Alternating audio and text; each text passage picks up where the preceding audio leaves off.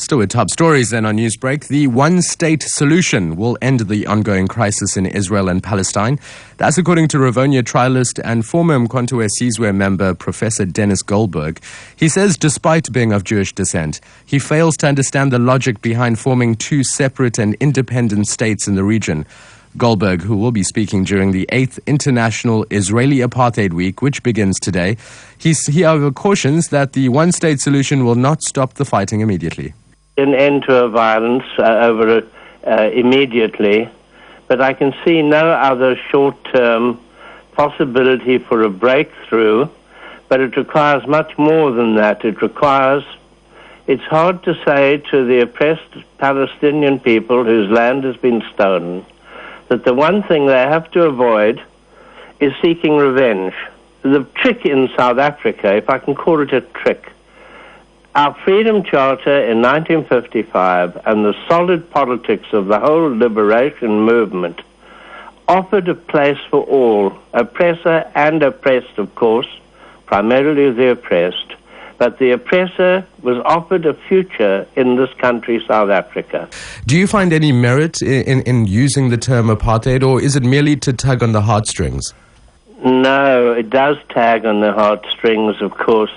But it was very interesting that when the United Nations General Assembly declared the apartheid crime against humanity, it defined apartheid, yes, on the basis of what was happening in South Africa under apartheid, but made it much wider.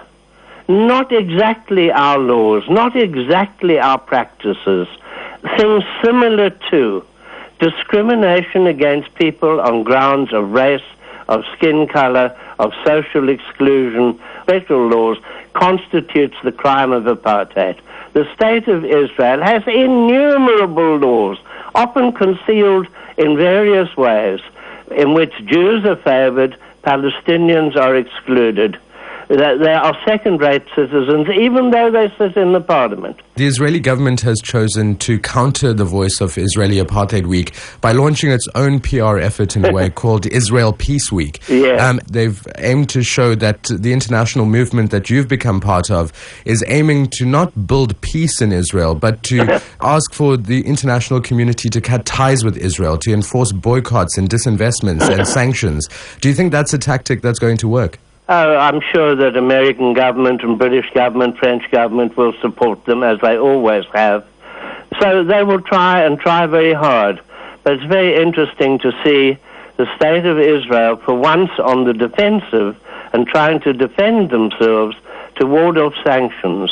And sanctions were very effective in the South African case, to isolate, to make it difficult to trade, not for them to be wiped out. They are people and have the right to live. At least half of Jewish Israelis, it is said, oppose their own government's policies. That was Rivonia trialist and former Mkhonto Sizwe member Professor Denis Goldberg. We were unable to get a response from the Israeli embassy in South Africa at the time of going to broadcast.